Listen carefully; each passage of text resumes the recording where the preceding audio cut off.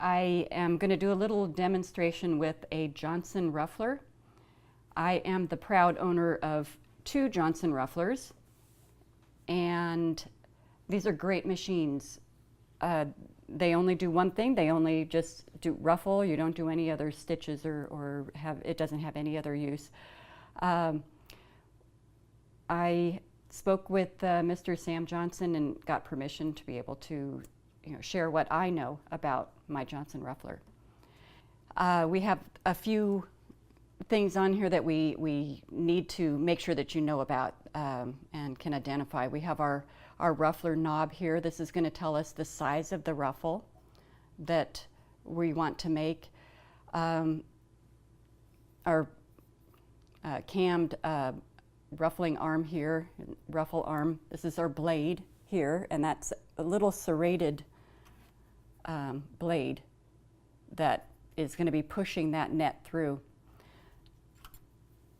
We have our presser foot lift tension knob. This right here is what you use to adjust your stitch length.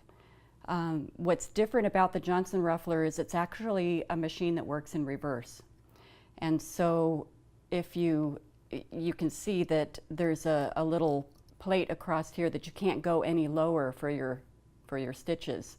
We're always working in reverse on this machine. So if you bring your machine in to have it worked on, they need to know that this machine is supposed to work in reverse. Okay. These machines need to be oiled almost daily if you're using them. There's several little holes that you're going to drop the oil in. Get a bottle that has the little long tube neck there, and just make sure it stays oiled. This one seems to like to throw the oil. So there's those. You can take the plate off in the front here and oil inside there. There's also a few places underneath the machine. If you rock that machine forward, that you need to oil, keep it oiled. Okay. We have our access to our bobbin on the slide plate here. This is our needle plate. This plate here is called a separator. I have my plate right now taped down, and that is because if I have that up, this edge here sticks up and then it grabs the net and it rips the net. There's also a little slide guide here that I just move that over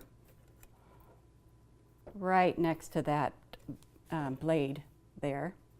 And then there's a little notch right in there that I'm going to actually kind of slide the net through.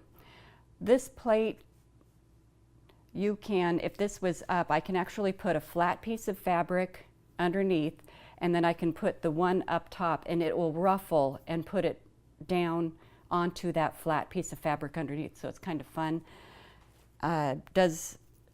It works great for draperies and sometimes a key tree skirt, but not all the time. It'll fuss. It'll give you problems.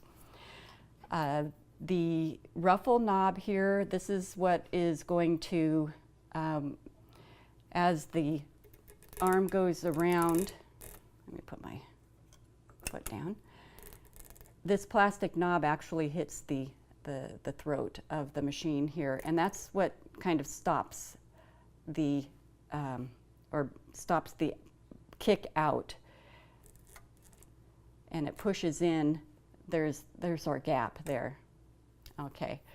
If you want smaller, little tiny ruffles, you're going to turn it over to the 9 o'clock with that little screw eye right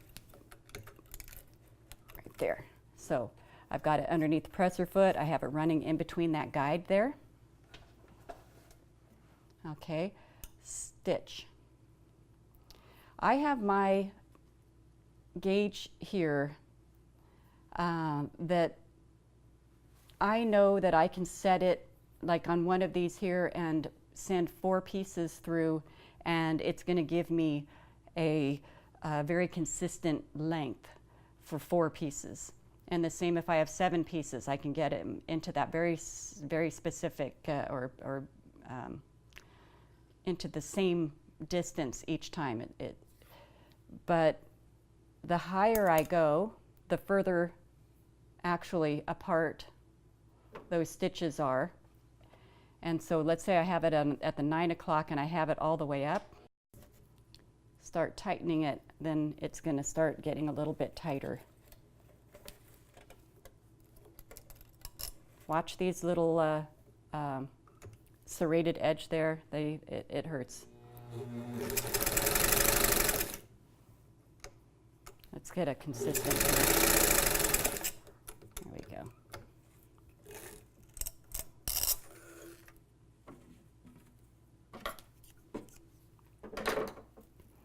Okay, that's 10 inches. So it's actually pulling almost 3 inches. I don't know if you can see those little notches or not. I'm going to just pull those out. But the smaller that I bring this down, and also I'm going to take and rotate this over to the 9 o'clock position. It's going to throw under the foot deeper.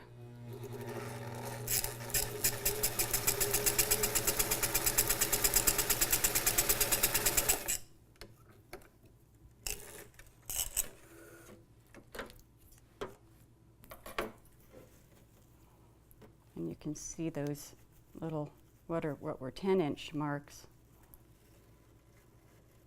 there. That's a 10-to-1.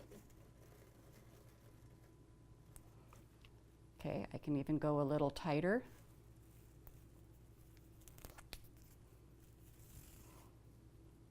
Let's say I want to start in here.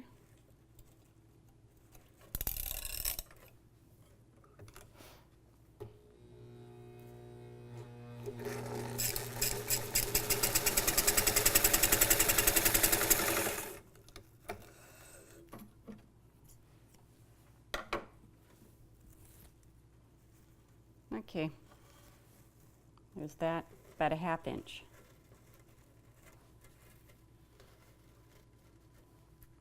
So that's nice. It's a nice, you can see there's a nice fold there. It's kind of hard to see with this white, but it's a nice even little ruffle.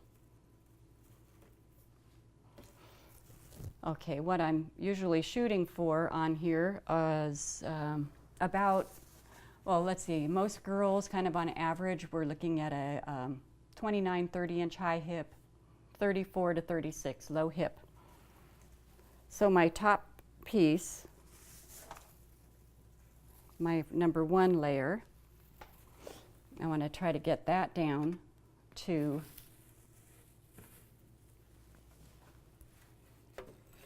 that 30, trying to get that 30-inch mark average. Okay, so at this point I have it at like 6 would be down here, 7 would be just a little smaller. The higher up you go, the that's the fewer pieces per layer that I'm going to push through here, or let it push through.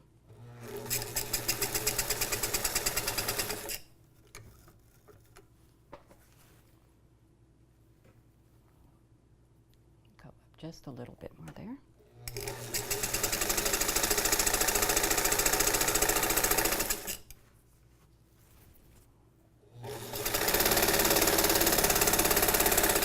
I don't want to pull back on the net because you can see that's where the stretch is at there. We don't want to pull back on the net. We want to just let it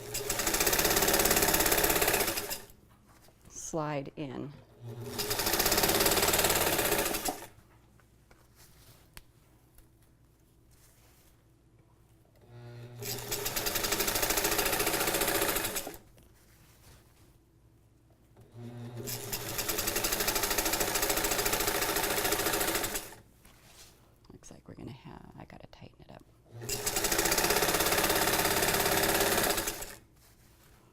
way overshoot my 30 inches.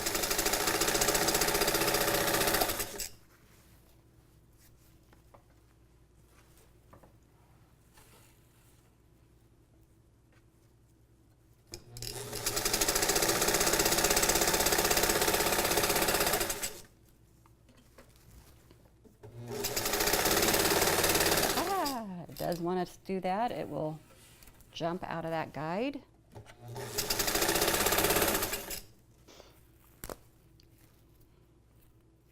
I do use cone thread when I'm ruffling because it's a thread that will break easy when it's, you know, when I put it on the panty, but that zigzag that I put that layer on, you know, that stretches, that moves, it doesn't break. But this one will. Sometimes it's that cracking sound the girls will hear when they're pulling their skirt on.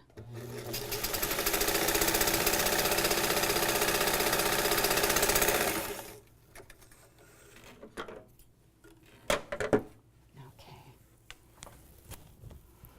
I'm going to measure here. And I've got about 32 right there. But that's okay because I know about this area. I'm going to try to, you know, scrunch that in on the panty a little tighter because that's kind of what's going around the hip. And then the front. And then I'll do the same on the other side. But this is what I'm trying to shoot for, is right there, is the same real consistent piece.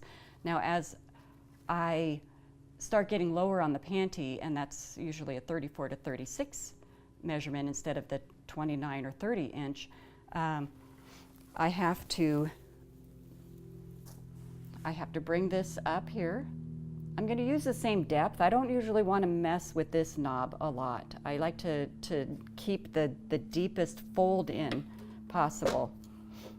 And then everything I do is just through this one. Okay, so I have a 4-piece layer right here.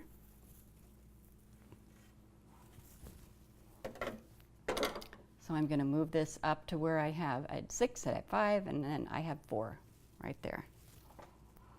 I use just the chalk that they will use on the chalkboards to do my marking. And then if I find that things are different and I need to recalibrate, then I'm able to do that. I can never find the end. There we go. Here's our end. We're just going to put that right under there. Catch it right under the blade. Drop your foot down.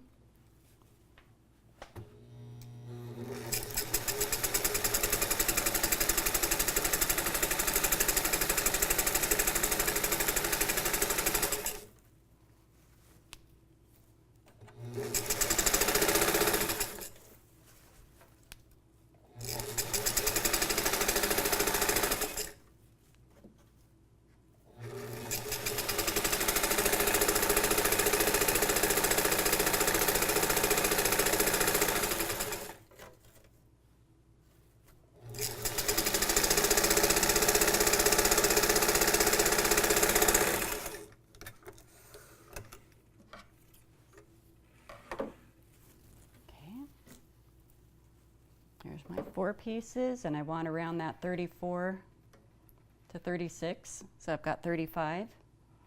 You can always stretch it just a teeny tiny bit. You don't want to stretch it too much or it'll break, the thread will break. Or if you need to, you're able to just kind of massage it in a little bit to take some of it up.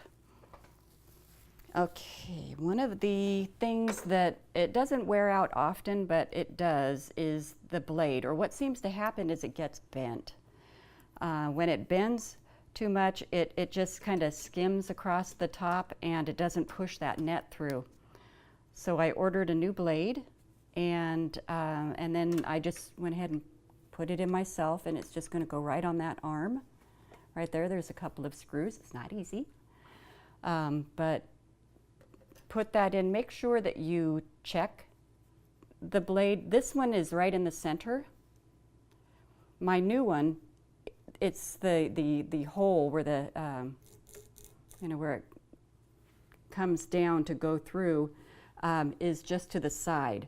So I actually had to take an Allen wrench here and then just tap it over a bit and then tighten it back up again. Okay, when you can also, if you have a machine that isn't throwing in as far as you want, you can actually use this to adjust the push on it. You want to watch to see that it just goes about 1/8 of an inch past that plate there. No further, or it's gonna hit. You don't want that to happen. So it's just like that, and go in. The next thing, of course, is the bobbin. Making sure you have your bobbin in correctly.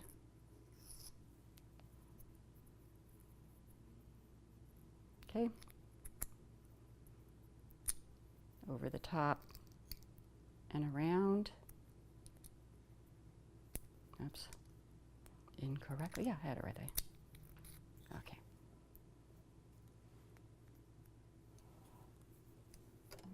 Sorry.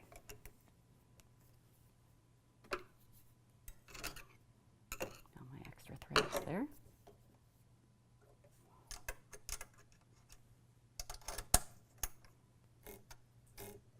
Oop, it's caught on that.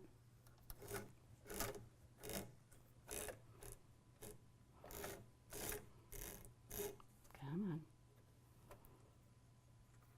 These needles thread from the side. If your tensioner is on the end like this and it's supposed to be on these machines, then make sure that you have your needle in on the correct side, that you have your, there we go, little groove on your needle on that side. Okay.